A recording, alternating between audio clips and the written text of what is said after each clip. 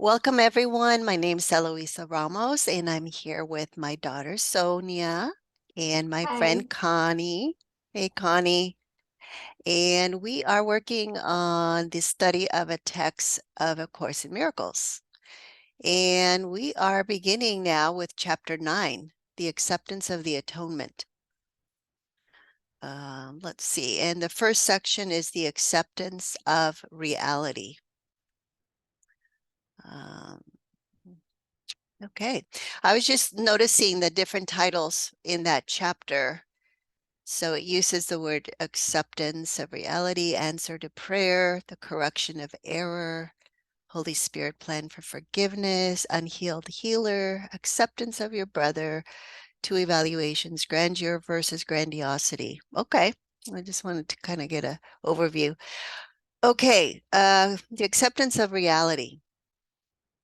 Paragraph 1. Fear of the will of God is one of the strangest beliefs the human mind has ever made. It could not possibly have occurred unless the mind were already profoundly split, making it possible for it to be afraid of what it really is.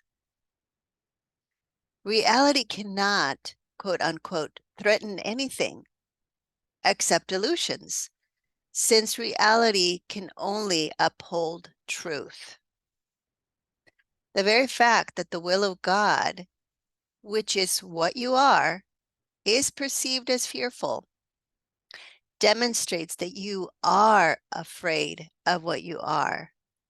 It is not then the will of God of which you are afraid, but yours. Okay. Okay. Okay. So the fear of the will of God, of course, um, when you really, really become more aware that God and the will of God is only loving, it does begin to it it does seem strange that we could believe such a thing. Okay, but I grew up with the fear of God. I mean, that was sort of the standard, for the belief system in the whole town, um, the whole religion. So it didn't seem strange at all, of course, because it was so common. But the point that it's making here, of course, is that, um, in the last line, it says, it's not then the will of God of which you're afraid, but yours, because we are not separate from the will of God. We are the will of God because we are creation of God. And the will of God is the creative power of what creation is. It's what creates. It's the will of God that creates. And so we are that creation. And to be afraid of that will is to be afraid of that creative power, which we are, which would mean, yes, that then we would be afraid of what we are in truth, because we have distorted the idea of what we are to the place that that we have made that distortion, quote unquote, reality, to be a limited body that is vulnerable and weak and attacks and is attacked and dies, is born and, dies. I mean, that's a very distorted way of seeing the creation of God, because it would no longer be the creation of God. It's so distorted. Um, uh, so, and it just says that the mind must be already profoundly split to actually fear the will of God. So line 2, it could not possibly have occurred unless the mind was already profoundly split making it possible for it to be afraid of what it really is. So there would have to be a split, because you would have to be perceiving yourself as this, an object, to be afraid of it as you, the perceiver, the subject. So there would have to be two. Do you see that? Yeah. So, yes. So of course, reality cannot threaten anything. And because reality can only uphold truth, and illusion cannot stand without being supported. So it's not that reality can really threaten illusion, is that it's that illusion demands that the mind distort reality, so that it's no longer reality. And then it's an illusion. So let's see.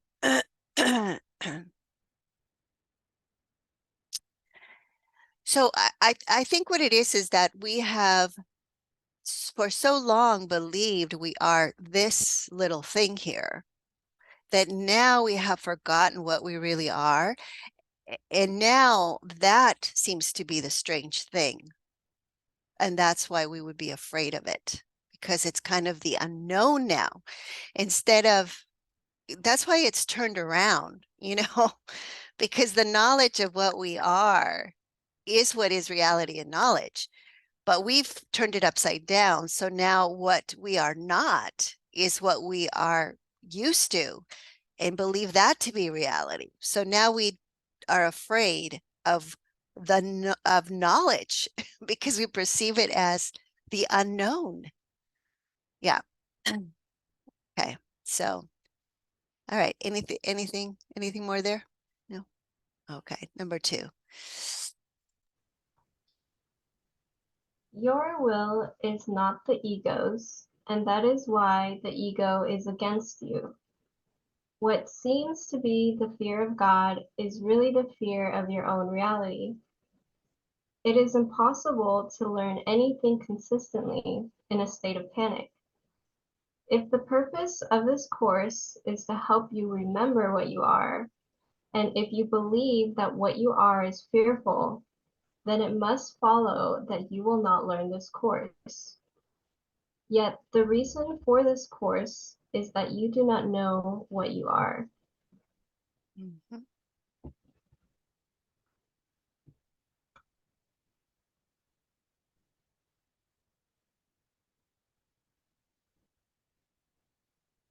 Anything, Sonia, that comes to mind there? No, it's pretty straightforward. Mhm. I don't know what I am. That's why I'm learning this course. I don't know anything. Yes, and the reason we don't know anything is because we identify with the ego. The ego doesn't know anything So, because it's a dualistic system, and you can't know anything in a dualistic system, because basically both opposites are true. So what are you going to believe? it You doesn't know? mean anything. No. You can't be certain of No, anything. I All want to go right, out. got it. Yeah, Yeah. so, I say, okay, I want to go out to lunch with you. No, I don't want to go out to lunch with you. Okay. What are you going to believe? Uh, I haven't said anything. So, but also, it says your will is not the ego's. Okay. And that's why the ego is against you. So our will is not against. This is what's really weird here, because we made the ego. So this is an idea that we made. And now this idea seems to be against us. Okay, because it's a thought system of fear. So it reminds me of the story of Frankenstein, who made the Frankenstein monster. So that what you make then becomes sort of your it comes back to bite you, kind of a thing, you know. Uh, It says, though, Eloisa, your will is not the yeah. ego's. I thought that the ego made this will, this self will. So the Course uses the word alien will.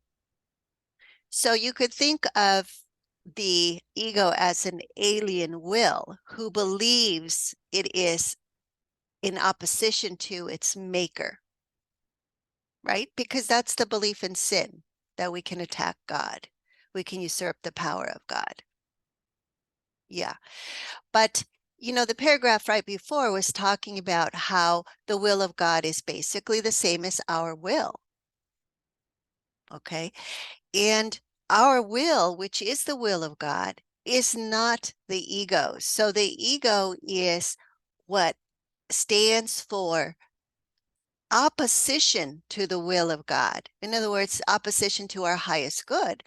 That's why the Course frames it in terms of the wrong mind and the right mind, you know, um, where in the if we're in our right mind, then we are in alignment with the will of God. So our will and the will of God are recognized to be the same. But the wrong mind, which is the thought system of the ego, is a thought system that says, no, I can have my own will and be separate and independent from God's will. Okay. And that's fine. Okay. We can have this belief about having a separate will, but that separate will has no power over our true will. Our true will does not belong to the ego. You see, because the ego is a belief that we made and we give power to, not the other way around. Now, it can seem as if the ego can possess our mind and control our will. It can seem that way. So in that case, you could say, oh my God, I don't know why I did this. The devil made me do it. That's like saying, oh well, I basically my will has been usurped by my, impulsivity or whatever, by my inability to control my anger or whatever. So we can kind of think that we have lost our willpower and that it has been taken over by our thoughts of separation. But that in itself is another belief that further perpetuates the idea of being separate from God and not sharing the same will as God. Does that make sense? Yeah. Okay. Okay. So it's impossible to learn anything consistently in a state of panic.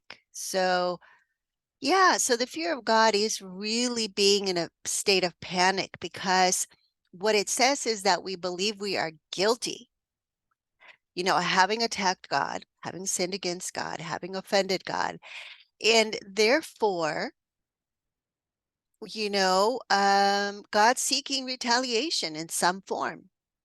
So that can get pretty scary, it's there's paranoia in there because you think, oh, the universe is against me, God's against me, when this is good now, but when's it going to go bad? There's always that fear in the back of your mind that this is too good to be true, it's not going to last, God's coming to get me, that kind of a thing. uh, so yeah, so then the learning thing is that, so if you're in that state of panic, well, yeah, how are you going to learn anything? You're in a survival mode. We don't learn when we're in survival mode. And so if the purpose is to help us remember what we are, but if we believe we are fearful, then we're going to put ourselves in a survival mode and we're not going to learn the course. Because we're going to be in survival mode, just freaking out in panic mode. But the whole purpose of the Course is that we have forgotten what we are. It's line 5, is that you do not know what you are. That memory is still there, but it's a matter of being open to connecting, receiving that, which is, the guidance of the Holy Spirit. And for that, we have to release all the fear. So, okay, number 3. If you do not know what your reality is, why would you be so sure that it is fearful? The association of truth and fear, which would be highly artificial at most, is particularly inappropriate in the minds of those who do not know what truth is. All this could mean is that you are arbitrarily associating something beyond your awareness with something you do not want. It is evident then that you are judging something of which you are totally unaware. You have set up this strange situation so that it is impossible to escape from it without a guide who does know what your reality is. The purpose of this guide is merely to remind you of what you want. He is not attempting to force an alien will upon you. He is merely making every possible effort within the limits you impose on him to reestablish your own will in your awareness. Okay. You don't want to say anything with that, Connie? Okay. Okay, so it's making some really good points here. If you do not know what your reality is, why would you be so sure that it is fearful? Okay. We're just imagining that it's fearful. We don't know. So the association of truth and fear, it's just that, it's an association. So we make a lot of associations, like when we're little, because we don't know true causation. So for example, let's say that every time, so I'm just a child, and I'm a little clumsy. So every time I spill something or I break something, I get this very strong reaction from my mother. Okay. So as a child, I am going to make an association there. And I say, oh, geez, whenever I do something and it breaks or I make a mess, mom gets really angry. So the cause of her anger must be my doing this particular thing. Okay. So because two things happen one right after the other, or sometimes they happen at the same time, that's an association. Okay. But causation is not an association. Okay. It's saying that this will have an effect, and this is the effect. Okay.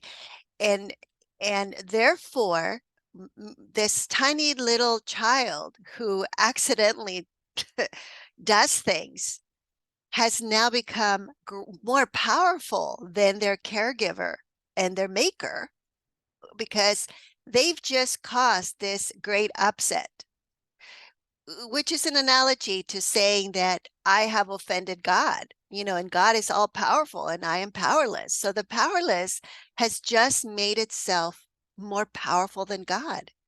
Okay, and of course, all that is imagination. It's all imagination, because no, your mother has a choice. She can get angry or not. That's her decision, because it's her reaction. So what you do is not the cause of her reaction. Her own mind and her own interpretation and whatever that's bringing up for her is the cause of her anger. So that's why it says that the association of truth and fear, which would be highly artificial, is just made up. Okay. is particularly inappropriate in the minds of those who do not know what truth is. So rather than saying, gee, this strange thing keeps happening, but I don't know why. I have no idea why. The kid goes into the imagination and makes up conclusions for why those things happened. Okay. And those are false. And that's why they're false memories, because it's not the truth. So, and that's why 3 says all this could mean is that you are arbitrarily associating something beyond your awareness with something you do not want. Yes. So we're just protecting here. We're associating, we're making things up to protect, you could say, the status quo, because we're afraid of the change. It would mean that we're wrong about ourselves. Okay, so to realize, look, I don't know what I am. Okay, so why am I going to be afraid of really looking at the truth, discovering what that truth is? Well, the only reason would be that I would not want to change, because if my mind was truly, truly open to that, I would not be afraid. So the fear is really a protective mechanism for keeping us away from going there. Does that make sense?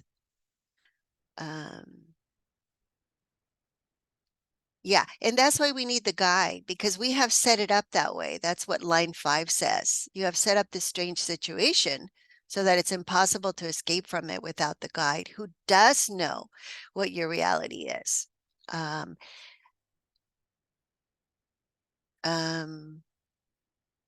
it's almost like having a support that says, trust me, there's nothing scary there. I know the truth of your perfect innocence. And so we walk with the Holy Spirit through that, by choosing to let go of our fear and trusting in the Holy Spirit. Yeah. And that's, yes. And so number 5, the only source of fear in this process is what you think you will lose. So if we're invested in our identity that we have made as what we think or feel or sense that we are, if we're attached to that, then yes, that would be the source of fear, is that we don't want to lose that. I think you jumped. Oops. Uh, I jumped a paragraph. yeah. Yes, you're right. Okay, so the purpose of the guide is merely to remind you of what you want. Okay. Yeah, so he's not attempting to force an alien will here. Yes, so because we have identified with the ego, we think that the Holy Spirit now is the alien will, because we don't recognize it's our true will. And so it's just saying, look, this is not an alien will. He's just showing you how to reestablish that it's your own will in your awareness, how to recognize the truth that it is our own will. Okay. Okay. All right. Number 4. Oh, my turn. You have imprisoned your will beyond your own awareness, where it remains, but cannot help you. When I said that the Holy Spirit function is to sort out the true from the false in your mind, I meant that he has the power to look into what you have hidden and recognize the will of God there. His recognition of this will can make it real to you because he is in your mind and therefore he is your reality. If then his perception of your mind brings its reality to you, he is helping you to remember what you are. The only source of fear in this process is what you think you will lose. Yet it is only what the Holy Spirit sees that you can possibly have. Okay. Yes. So when we forget that our will is the same as God's will, we literally imprison it in our unconscious mind beyond our awareness, that it's our true will. And so, it's like, I guess you could say it's kind of like not realizing that you have all these family members, and you grow up just thinking you're an only child. And then you come find out, you do this genealogy test and you come to find out, oh my God, I have all these relatives. Um, so what we do is that we become so conditioned into accepting the ego thought system and following that we don't, and we become so involved with it that we don't take the time to really reflect, and question any of that. So we just assume, yes, that's my will, and it's not our will. It's just conditioned beliefs that we've accepted. And so we would really be stuck there if it wasn't for the Holy Spirit, whose function is to help us realize that, wait a minute, to help us look at our thoughts and our beliefs and say, well, wait a minute, do I really believe that? And I do remember in college really coming and questioning that, looking at my beliefs, because, the people there were not supporting the beliefs I came in with. They were challenging them. And so I had to look at my beliefs and say, well, why do I really believe that? And so we want to sort out the true from the false. And the Holy Spirit is able to look at the conscious and the unconscious mind, to what we have hidden there, and to know what the will of God is, what our true self is, because he is the link to knowledge and he still resides in our right mind. So we get insights and we get recognitions and we get aha moments, holy instance. All of that comes through the Holy Spirit, which is the light, his recognition of his will, of this will, which is, so that's all the recognition of the Holy Spirit of God's will, which is our reality. Let's see. So his perception, Holy Spirit's perception of your mind brings its reality to you. The reality of God, the reality of God's will brings it, he brings that to us. And so he is helping us to remember what we are. And like I was saying before, that the only source of fear is if we give value to what we have made or what we think we have made of ourselves. And if we think that has value, we're going to be afraid that we're going to lose that. But line 6 says here, okay, but keep in mind that only what the Holy Spirit sees is that is the only reality that we have. So it's the only thing that we can really have. Everything else we've made up. And we cannot have it because it's not eternal. It's going to come and go. We can make up any type of identity for ourselves, but in the world, it doesn't last. And a lot of times, I've worked with people that have depression, and that's really where the onset of that depression shows up, is because there's a big change there in identity for them. So maybe they were caregivers for so many number of years for their parent, and now their parent doesn't need them anymore. They had to be, put in a home care facility, or maybe they finally moved on, and so where's your identity now? Because that occupation is, not there anymore. Um, so then it's a shift it's a crisis of identity, because we've lost that identity. Um, okay. Okay, number 5. I have emphasized many times that the Holy Spirit will never call upon you to sacrifice anything. But if you ask the sacrifice of reality of yourself, the Holy Spirit must remind you that this is not God's will, because it is not yours. There is no difference between your will and God's. If you did not have a split mind, you would recognize that willing is salvation, because it is communication.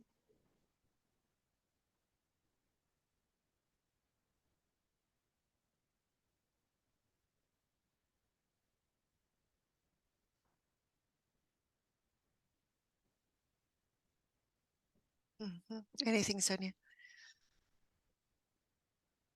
Wait, what? I can't hear you. Yeah, anything you want to say with that paragraph there? Is it just me? Is your volume really low? Connie, can you hear me okay? I can't hear you. Oh, but Connie can hear me.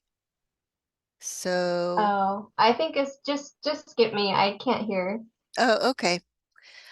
So I think it's pretty clear. I think maybe just line 4. Line 3, there is no difference between your will and God's. So if you did not have a split mind, you would recognize that willing is salvation, because it is communication. Yes. So, the will of God is the power to create. And of course, it's the power, it's the source of the miracle, it's the source of healing, and it's communication, because it is the recognition that there is no separation between the Father, God, and the Son, God. Um, so that's the whole mind. So the whole mind is salvation, and it's willing with God, because it's the same will. So there's no disruption, there's no block to the communication there, between the creator and creation. But the split mind is a block to that awareness of the oneness of the will between the creator and the created. And therefore, it's a disruption to the communication. Um, and so it's a perception of being separate from our source that created us. And therefore, it's the belief that we are no longer the way we were created. Um, and we go into imagining, illusion, and believing that we are what we think we are, or feel we are, or sense we are. So we go into the identification with the body and the ego. Um, okay, number 6.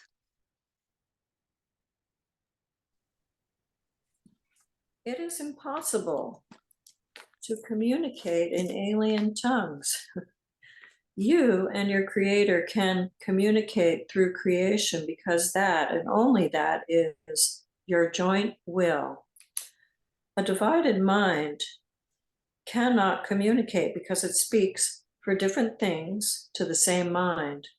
This loses the ability to communicate simply because confused communication does not mean anything. A message cannot be communicated unless it makes sense. How sensible can your messages be when you ask for what you do not want? Yeah. Yet, as long as you are afraid of your will, that is precisely what you are asking for. Mhm. Yeah. There's a lot in there. Let's see.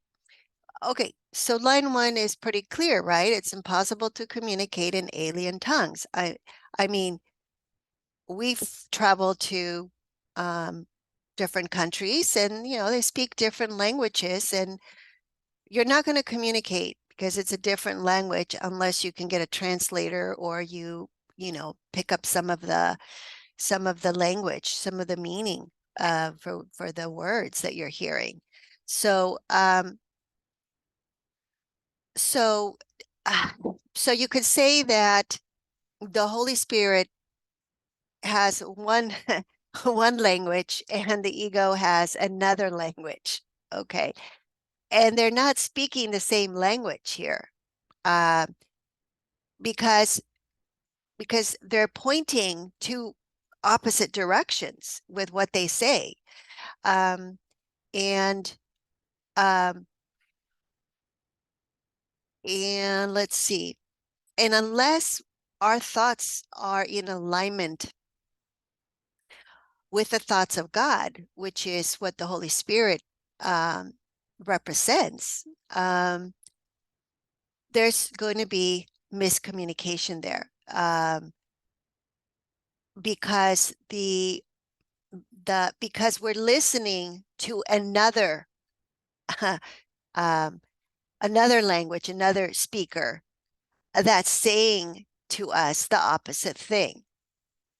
And so our mind's going to be split because we're trying to hold on um, two versions of what reality, of to two versions of explanation for what we are, for what reality is, for what life is, for all of that are incongruent and cannot be reconciled. And so three, that's a divided mind. So a divided mind cannot communicate because it's speaking for different things to the same mind. So when we hold on to the ego thought system, we are impeding that communication. So it's almost like a radio frequency. You know how you're listening to one station, and then all of a sudden another station. You're driving, maybe it's a country area, so you don't get a lot of radio stations. So then another one kind of comes in and starts talking over it.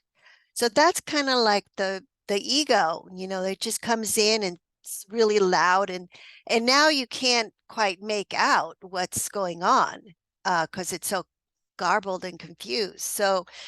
Um, so four, this loses the ability to communicate simply because confused communication does not mean anything. You can't make anything out when you've got those two thought systems.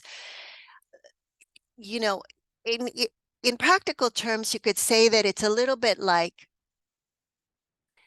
it's like getting direction from two opposing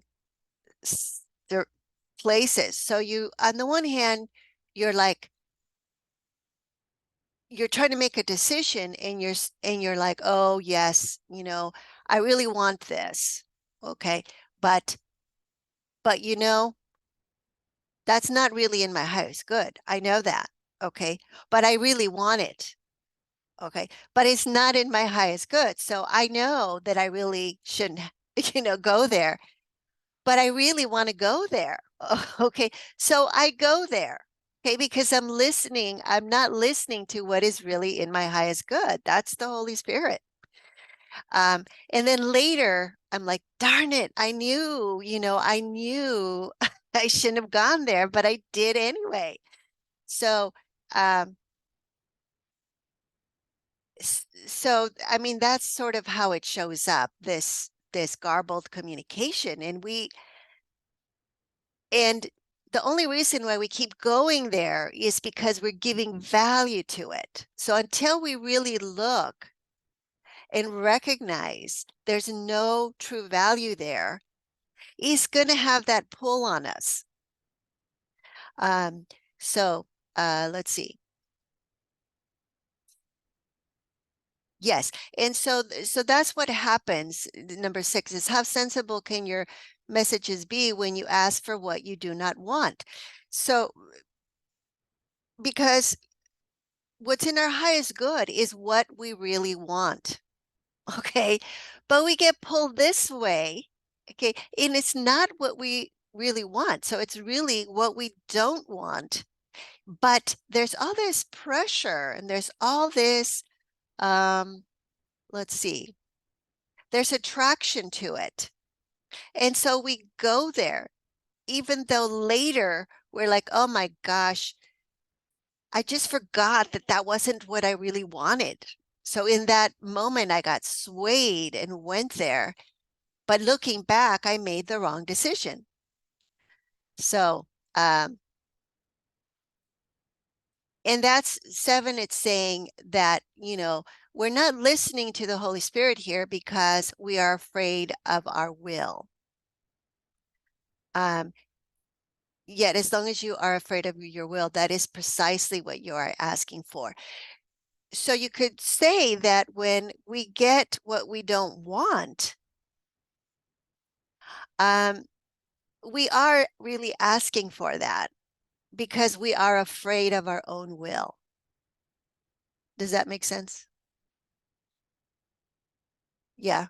Okay. Let's see if there's another way to explain it. I've worked with clients and sometimes they say, well, I'm just really good at manifesting what I don't want. Okay.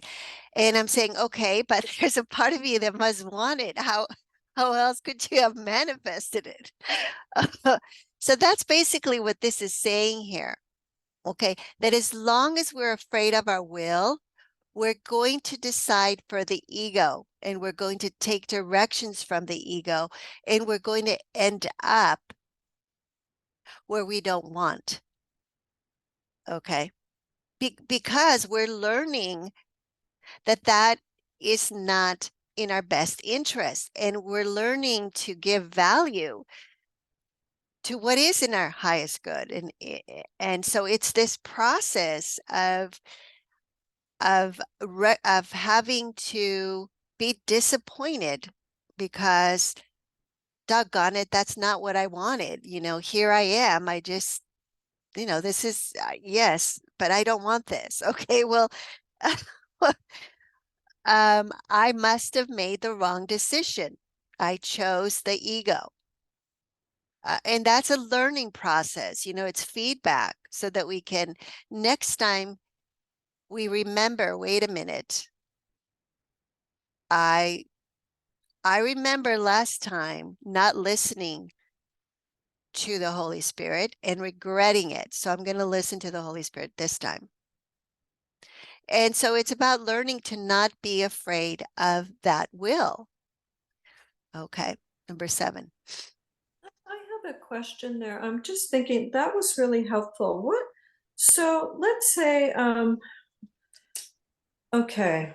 Oh, I'm thinking back when I was drinking a lot. And so, okay, I know, okay, is this for my highest good if I have that glass of wine? And so I know it isn't, but there's something in it I'm valuing. Okay, it's a change, it makes me feel different. Okay, but then I do that, and then I'm maybe the next day I'm like, upset with myself that I did that because I really didn't want to do that. So I don't understand that last part of it. And when you say, I'm afraid of my own will. Well, yeah, okay, and saying it out loud. Anyway, do you have anything else to add to that? Because that was, and I have a friend who's been struggling with that very same thing with drinking, not drinking, and oh, why did I do that? Yeah. Yeah. So when you're trying to make that decision, so there's a part of you that says, I don't really need to drink this. I'm okay without it, right? Yeah. But then there's that other part that says, oh, come on, it's going to make you feel really good. And, you know, you're socializing, everybody else is drinking. So however, you got to listen to the sort of the rational, the quote unquote rationalizing that you're doing to justify having that drink. Okay. When you know that you're perfectly fine without it, because that's the truth. You see that? That's our true will. Our true will is that we don't need anything that this world can offer us because we're perfectly created without needs, without um, incompletion, without imperfection. Okay, fundamentally. And so if you really look at that decision you're making in that moment, you're going to see that there's an insight there, okay, that is just ready to come forth, okay? And the decision to go for the drink blocks it, okay? So it's actually a fear of the truth, which is your will, which is our true will, that I am one with God and I have everything. I can be perfectly happy, you know. So that the drinking of the wine is not going to add anything to me. I can have a glass of wine, but not because it's going to make me feel good, because that's a belief in magic, right? The wine is just wine and you're giving it causality when it's really an association from the past. Okay. Can you see the difference, Connie, between the causality and the association? Yes, and I still do struggle with I mean, it's the same thing like with addicts or drugs, the same dynamic here, but I still do struggle with the magic part Yeah. because I did try to give up a medication I've been taking. Um, and because I thought, oh, I've been studying the course now for so long. I mean, I should be able to do this. I really want to stop taking this. And it didn't work out very well. And so, yeah, I got Yeah. really upset with the whole Yes. process there. Yeah. So the belief in magic is a really tricky one to let go. And, it takes, it's kind of at the very, very core of, Yeah, it of just, the, yeah, of straightening out releasing the split mind. Okay. Because it means that we take full responsibility as the mind for everything, all of the effects that show up in our life. And that is really recognizing that our will is the source of everything, um, and not being afraid of it. Um, so so so so when it gets to that point, when you're trying to decide, if you can sit with that and say, okay, I'm not gonna decide right now. I'm gonna give myself a little bit of time. Okay. And not decide to have the drink just yet. I'm just going to give myself a little bit of time, and then notice what kind of goes on when you do that, so that you can give yourself a little bit of space there instead of just going for the drink. And try to go into that place of stillness.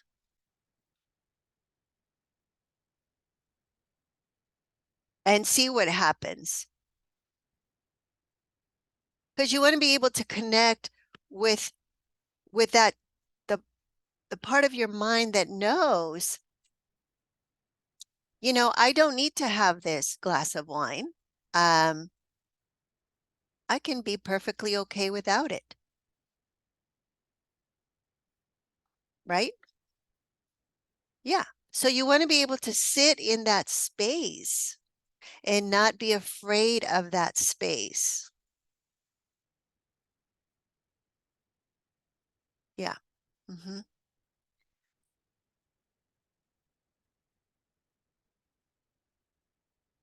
Okay, number 7. Is it my turn? I think so. Okay. You may insist that the Holy Spirit does not answer you, but it might be wiser to consider the kind of questioner you are. You do not ask only for what you want. This is because you are afraid you might receive it, and you would.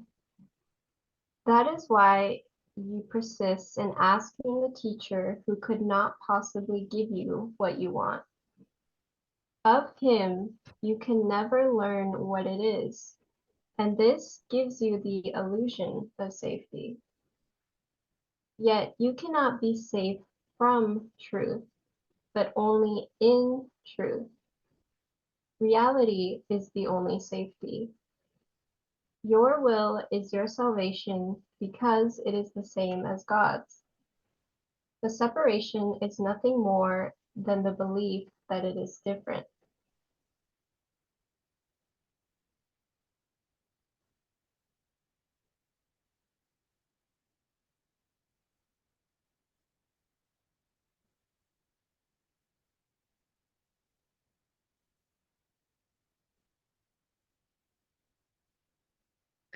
Okay, anything with that, Sonia? Does it bring anything up?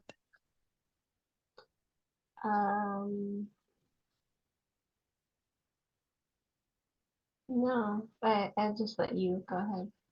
Yes. So, okay. All right. So sometimes we say, well, I did ask the Holy Spirit, I wanted guidance, and the Holy Spirit did not answer me. So, so it's saying here, let's look at the kind of questioner you are. Let's look at the questions that you are asking, because you're not asking only for what you want. Okay. So let's see. Okay. So with a split mind, okay, I can maybe say, oh geez, I really want to I'm applying for a job. I really need the job. I really want to have this job. I really want to get this job. Holy Spirit, help me, guide me so that I can find, a job that is a good fit, that's good for me, that, I can contribute in, et cetera, et cetera. Okay. Um, but if there's any fear,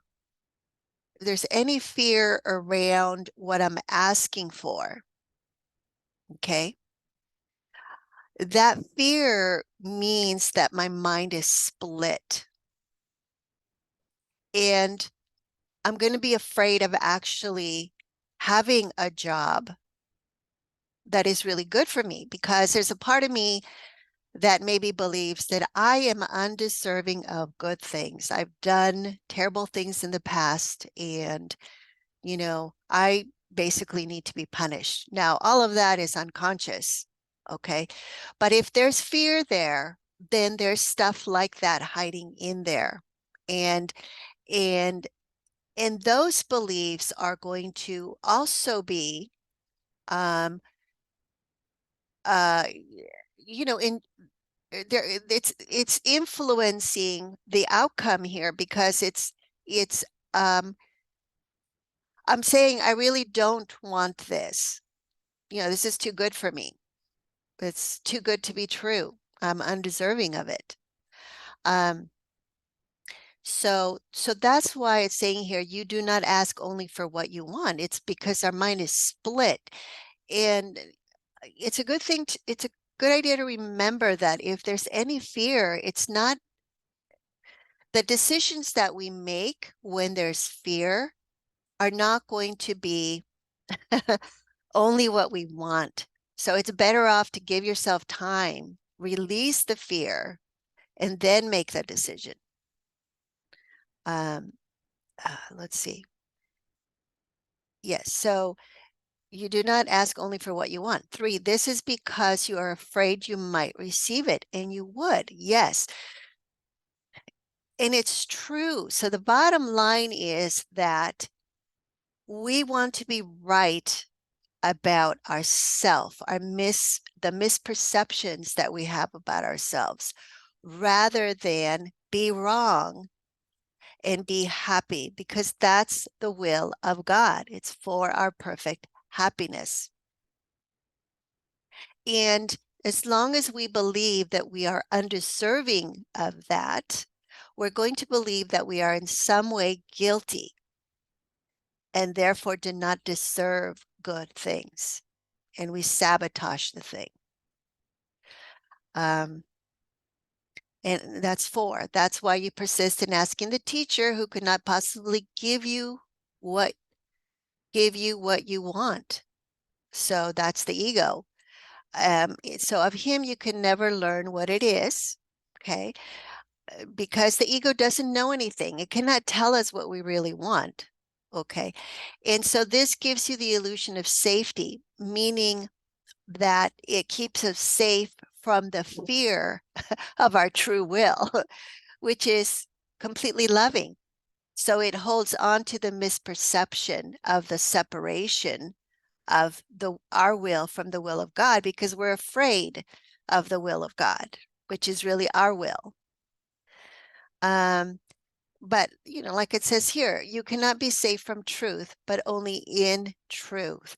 So we have to be able to get over that fear to be able to sit in that stillness of the truth, to know that it's completely loving, and not to be afraid of it. So it's a little bit like, taking a leap of faith there, to first get your feet in there. Reality is the only safety, and reality is the only safety because illusion and unreality, the ego thought system, is a dualistic system. So no matter how good it is, it always has the other side to it. So there's no certainty, there's always uncertainty. So there's going to be fear. So how can it be safety? And so, yeah, so salvation is basically recognizing that our will is the same as God's will, and it is love, not fear. And the separation is nothing more than the belief that our wills are different. So the separation puts us in opposition through fear of God's will, which is our will. Okay, number 8. No right mind can believe that its will is stronger than God's. If then a mind believes that its will is different from his, it can only decide either that there is no God or that God's will is fearful. The former accounts for the atheist, and the latter for the martyr, Oh, who believes that God demands sacrifices. Either of these insane decisions will induce panic because the atheist believes he is alone, and the martyr believes that God is crucifying him.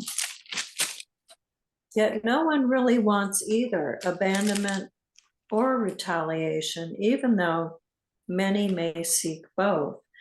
Can you ask the Holy Spirit for gifts such as these and actually expect to receive them? He cannot give you something you do not want.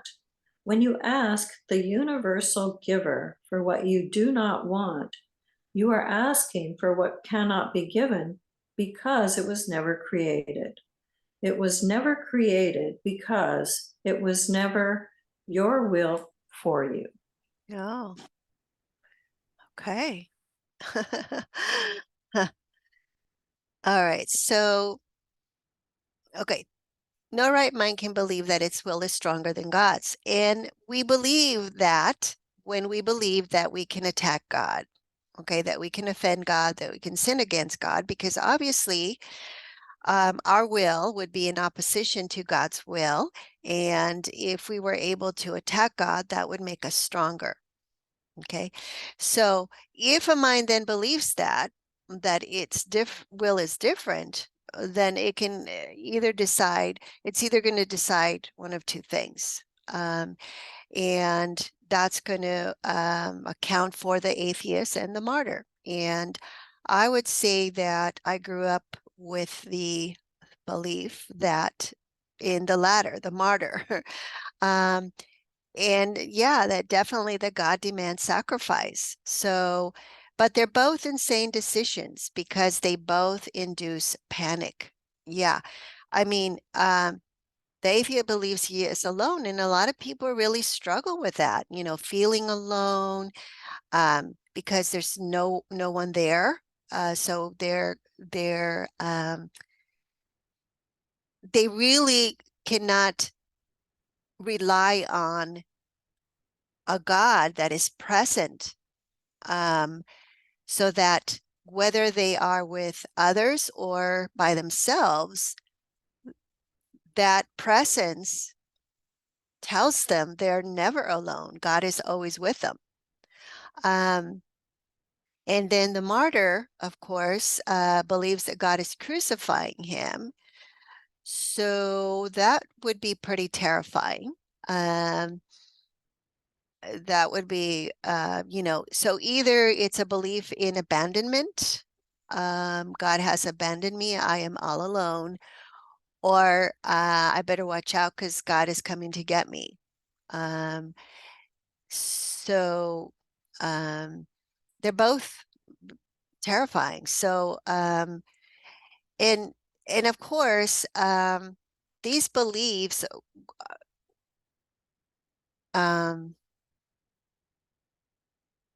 would be asking for what is not true, because God is not coming to get us. God is not asking for sacrifice, and God is reality. God is the present presence of love. So, so the Holy Spirit cannot give you something that you do not want. Yes. So gifts that are made up illusions are not real and cannot be given. And so to feel abandoned or to feel like a martyr, like I'm being crucified, would be to would be sickness, because it's unreality. They're not real things based on truth. They're things that are our own ideas, ego ideas have come up with based on the belief in separation from God.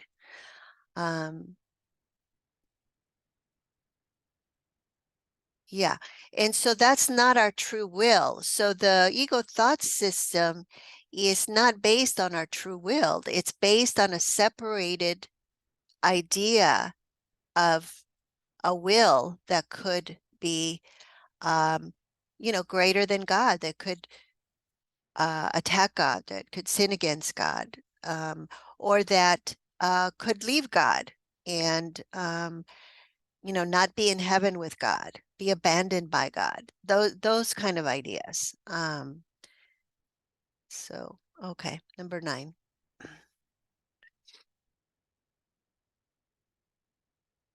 Is it my turn?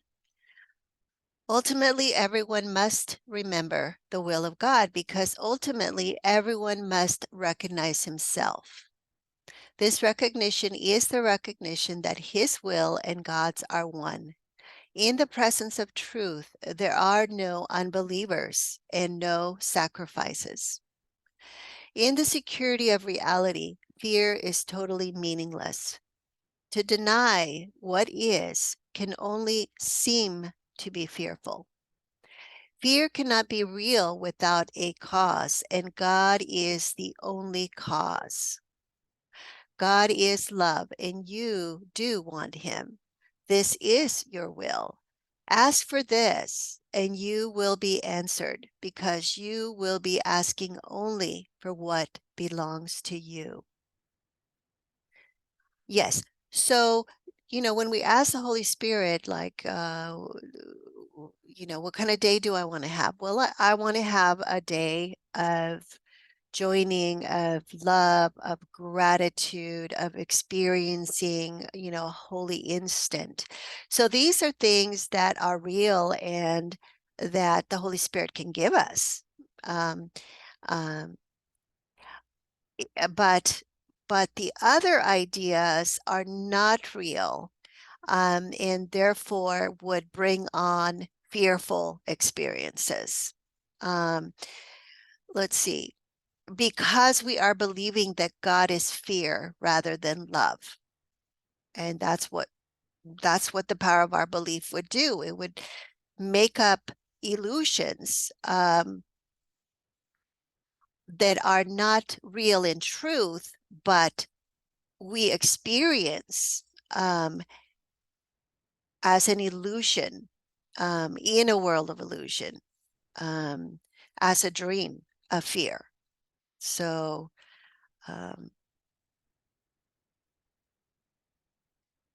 and it says that ultimately everyone must remember the will of God because ultimately everyone must recognize himself. So it's a matter of time, and that's what that's what the Course in Miracles says. That we don't make the curriculum; we just decide. The mind decides when it's time to recognize the truth. So, okay, number 10.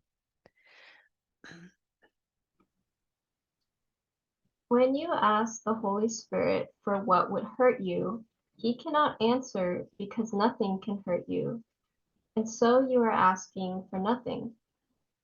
Any wish that stems from the ego is a wish for nothing, and to ask for it is not a request.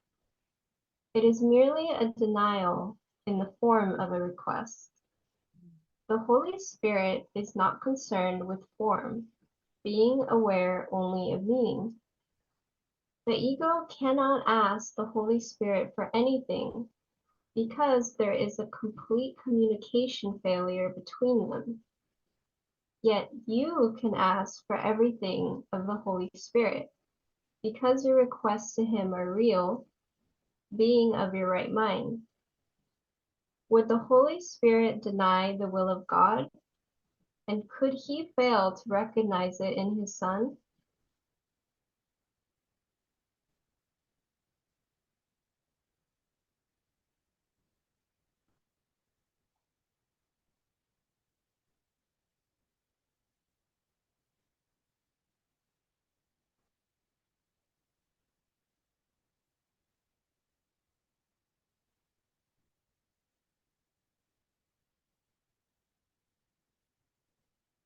Do you want to say anything, Sonia? I just think line 3 is really interesting. It is merely a denial in the form of request. Because I know very well I've tried asking Holy Spirit for help, but I'm not really asking for anything. I kind of know in the back of my mind that it's not what I'm asking for is not in my best interest, like you were saying earlier. But it's interesting that it's not actually a request, it's just a denial in the form of request. So it's not actually asking, it's just stating a denial, right? It's kind of interesting. Yeah, because it's wishing. So the course Yeah. distinguishes, between wishing and willing. So we can only will with the will of God because that is our true will. So anytime we're not in our right mind, we're identified with the ego, and we can only wish of the ego because wishing is a denial that our will is one with the will of God. And therefore, there's no need to wish. Okay. All we have to do is will with the will of God, and it is granted to us because it's all powerful. So it's a way of disempowering our mind to wish as if we were an ego, a separate self that is on its own. Because who would you be wishing to? You would be wishing to a God that could give you specialness, because God couldn't give you specialness. So we have to go and make up a God, that can give us specialness, which doesn't exist. So that's why it's a denial. It's merely a denial of our true will.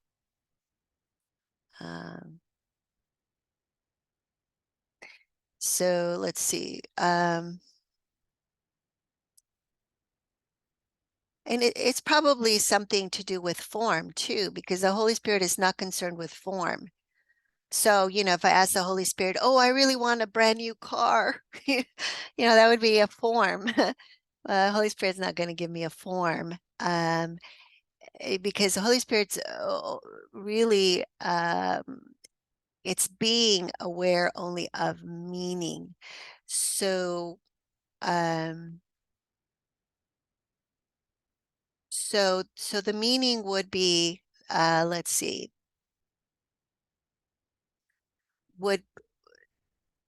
so the asking of the Holy Spirit would be to be in a place in my right mind where I recognize that everything is given to me from the source, because God is the source of everything.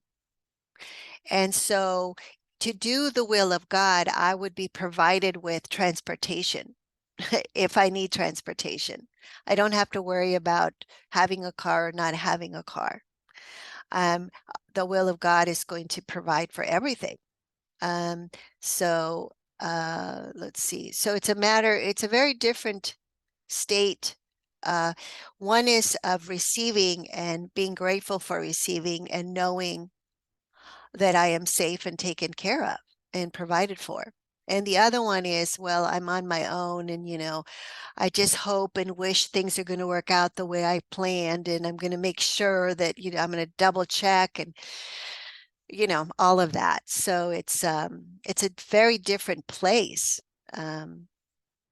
There's a place, there's a trust, and then there's I'm on my own and I have to look out for myself, and I can't trust others. I have to make sure that I'm with the right people and not the wrong people, and all of that that goes with that. So okay, number 11.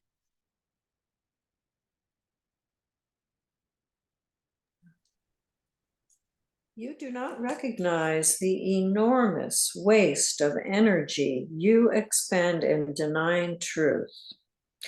What would you say of someone who persists in attempting the impossible, believing that to achieve it is to succeed? The belief that you must have the impossible in order to be happy is totally at variance with the principle of creation. God could not will that happiness depended on what you could never have. The fact that God is love does not require belief, but it does require acceptance. It is indeed possible for you to deny facts, although it is impossible for you to change them.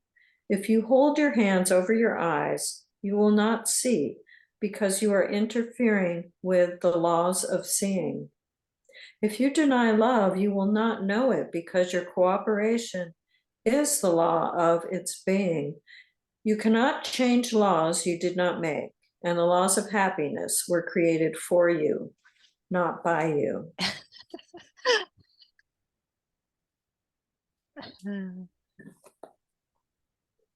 Okay, anything, Connie, you want to say with that paragraph that comes through? No.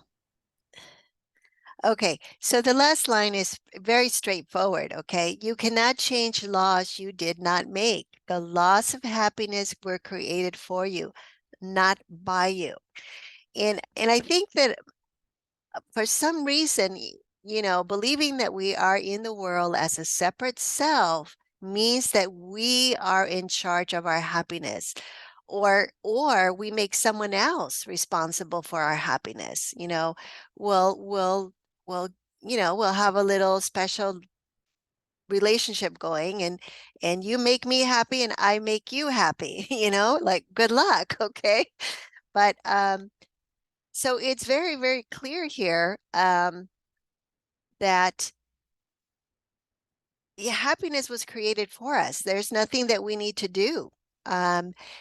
So God, the fact number 5, the fact that God is love does not require belief. It only requires acceptance.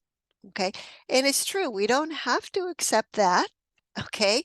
But if we were in our right mind, we would want to accept that. And let's see.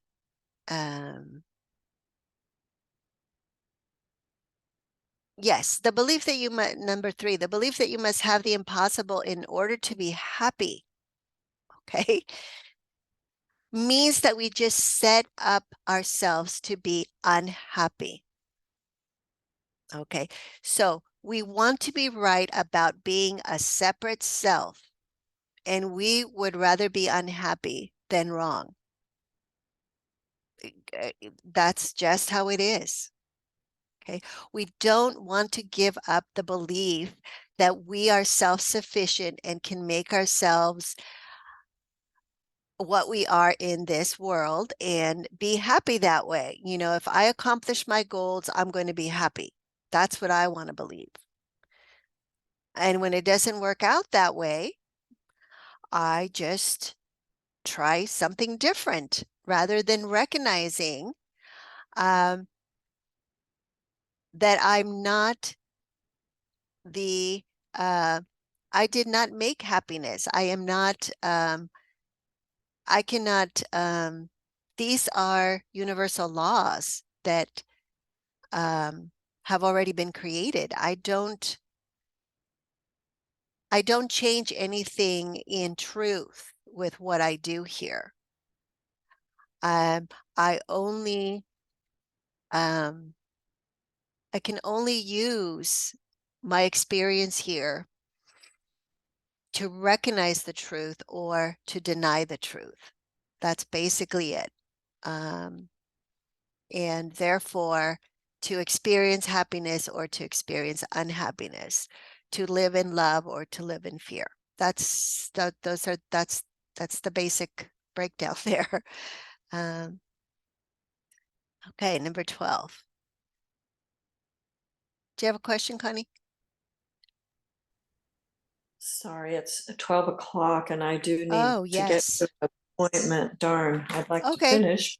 Okay, there's just 3 paragraphs. Do you want to I have to go. gotta go? Okay. Yeah. I think we could probably, do you want to just finish it, Sonia? Yeah. It's only 3 paragraphs. I think If we'll go ahead and finish it, Connie. if Connie's okay with that, Yeah. otherwise we can Or you wait. want to, we can split it up, Connie, and save the last 3 for next time. Whatever's best for you. I mean, it's good stuff, but I'll go ahead and read it Yeah. on my Okay. own. Okay. Oh, Thank okay. All right. Yeah, Thank no, I do you. have to go. Okay. Bye, sorry. Thank Bye. you. Okay, so we're on 12, right? I think so. Did you just read? I think so. Okay. Any attempt to deny what is oh, let me reread that. Any attempt to deny what is must be fearful, and if the attempt is strong, it will induce panic. Willing against reality, though impossible, can be made into a very persistent goal, even though you do not want it. But consider the result of this strange decision. You are devoting your mind to what you do not want. How real can this devotion be? If you do not want it, it was never created. If it were never created, it is nothing. Can you really devote yourself to nothing?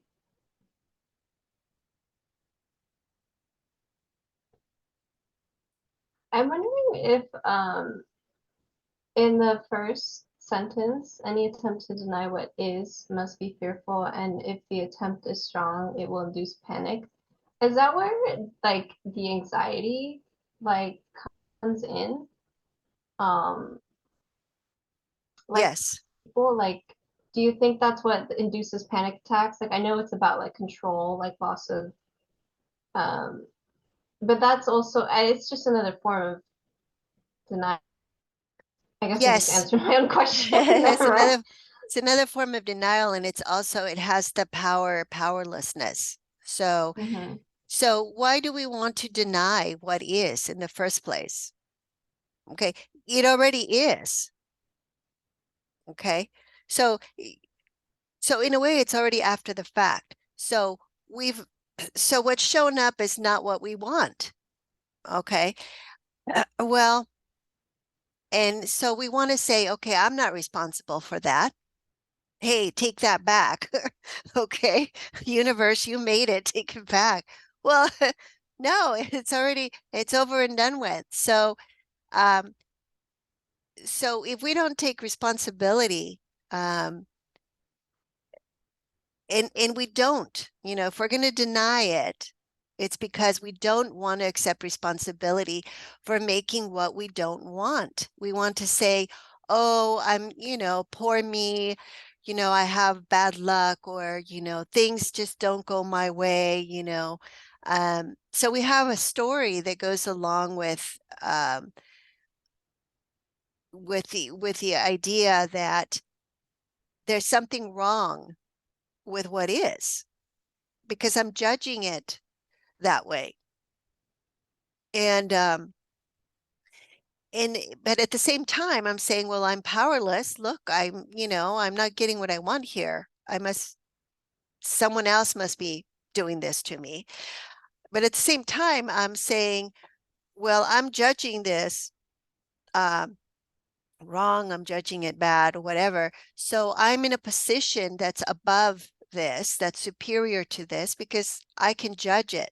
So that's also a position of power. So that's where that conflict is for the anxiety of power and powerlessness.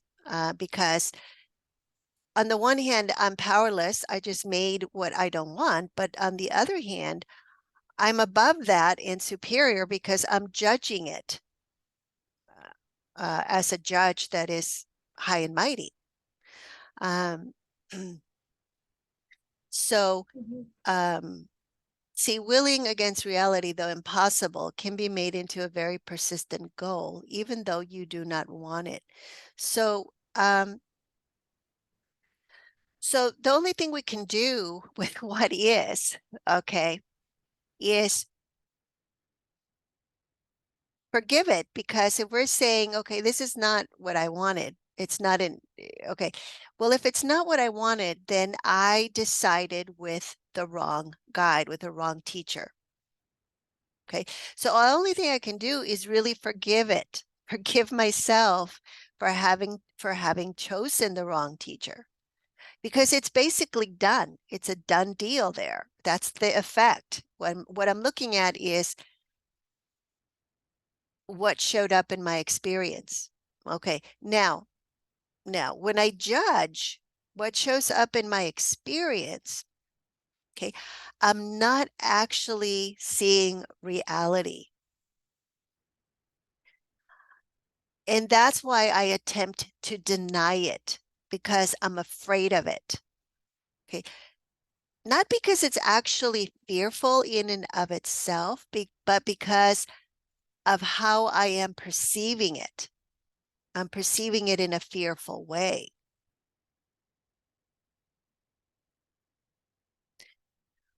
So you could say that everything in the world is neutral. Okay. And any meaning that that has for us is because we've given it that meaning. So I could see that in a different way, and it would not be fearful. Um, and so the idea of willing against reality is an idea that I can oppose myself, the will of God, my own will.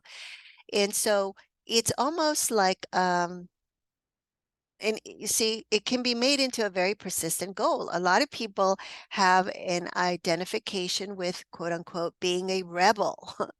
And they think that by taking the opposing side, or by being the devil's advocate, that there's somehow something, positive there, of value. So they will very persistently take on an opposing position to just about everything. Um, but it is a very strange position, because it says, look, number 4, you're devoting your mind to what you do not want. You're focusing on what you see wrong with something, okay, which is what you don't want. You're focusing on the error. So how happy do you think you're going to be? Your outlook is going to be miserable, because you're training your mind to see what is wrong. Not the good, but the deficient, the inferior, the inefficient, the error, Um, so, okay, so let's see. You cannot make oh, are we on 12, Sonia? Yeah, we're Yeah, reading 12, okay. but the next one is 13. Okay, so if you do not want it, it was never created. What it means is that if we don't want it, we are giving it an interpretation, because we're obviously judging it if we don't want it. And once we've judged it, we've distorted it. So it's not really what was created there, because what was created is only the will of God, and it's only loving, and it's only good. And if we're not seeing that, then what we've done is we've distorted the interpretation to see what we want to see, and not what is really there.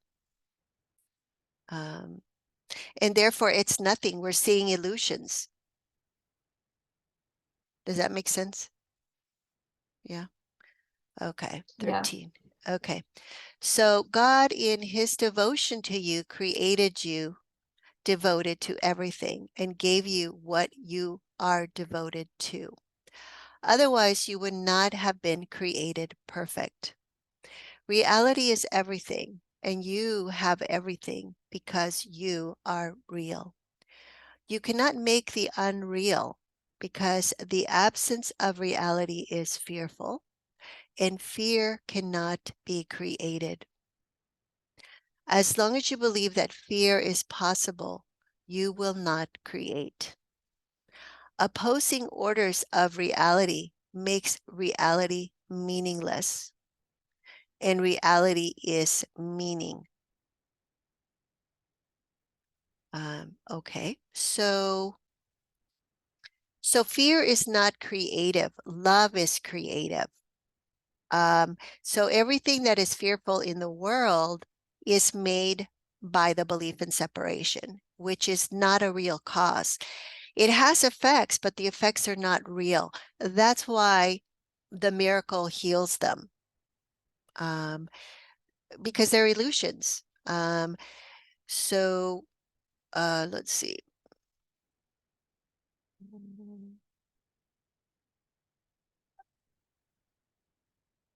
Okay, so we are created perfect without lack, and as everything, because that's what reality is, and we share in that reality with God, who is everything.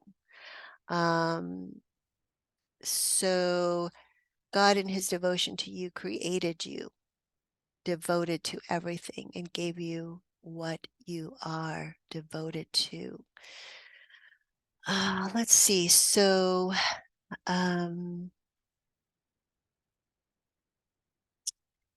everything is perfect. Everything is good.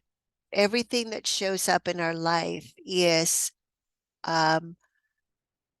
loving will. Okay. And if we don't see that, it's because we're distorting the interpretation of reality so that we block that awareness of its true loving nature. And that's why we're afraid of it, because we are imagining it is not loving. It's not completely loving. And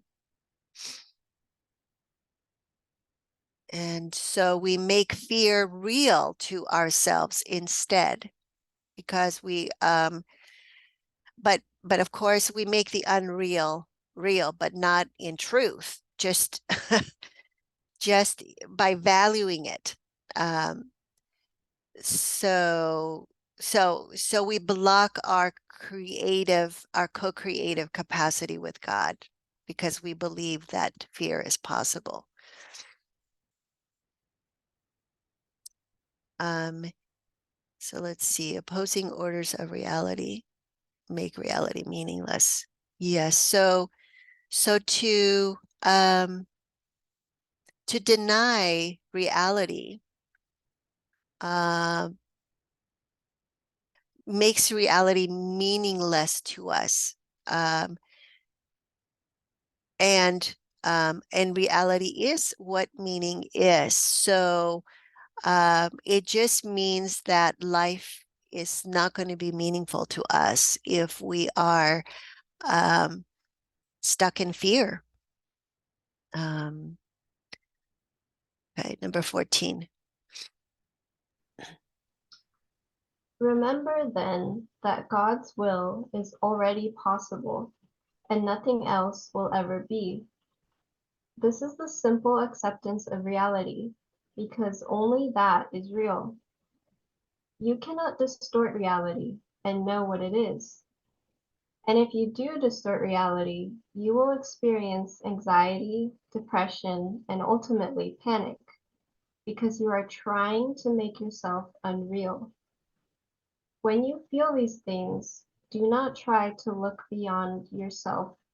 When you feel these things, do not try to look beyond yourself for truth can only be within you. Say, therefore, Christ is in me, and where he is, God must be, for Christ is part of him.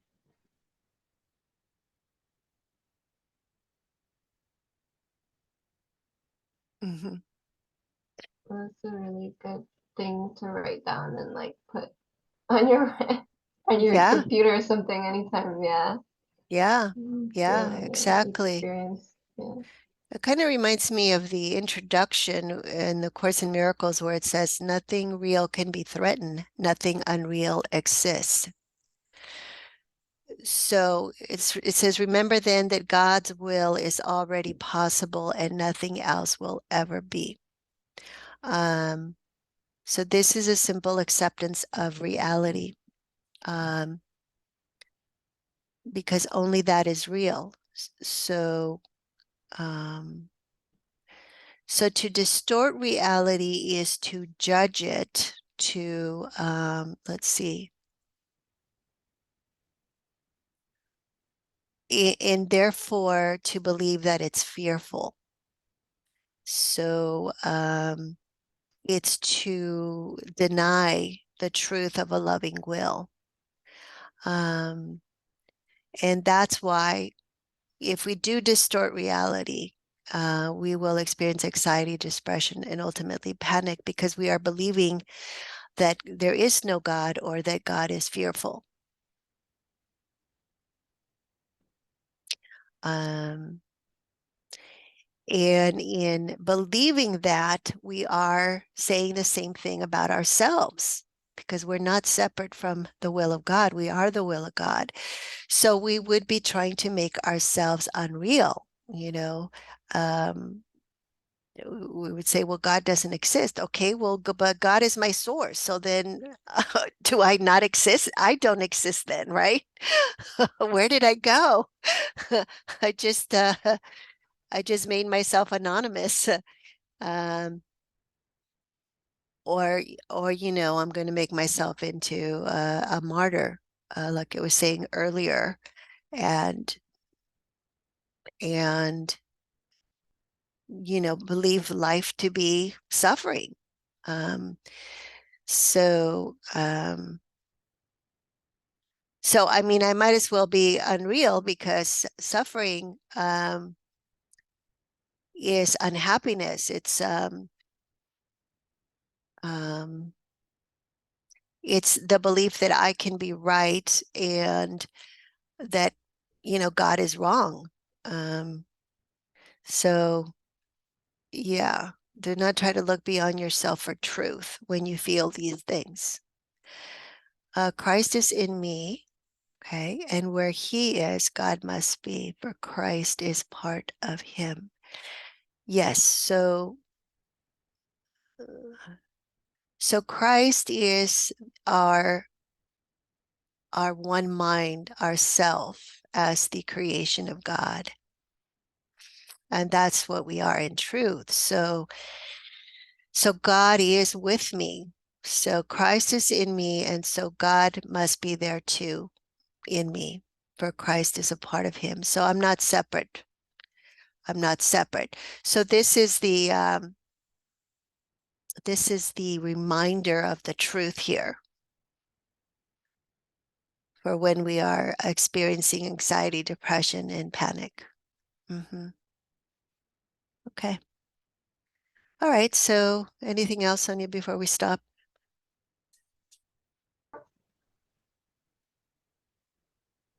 No. Okay. All right. So until next No. time, see you later. Bye.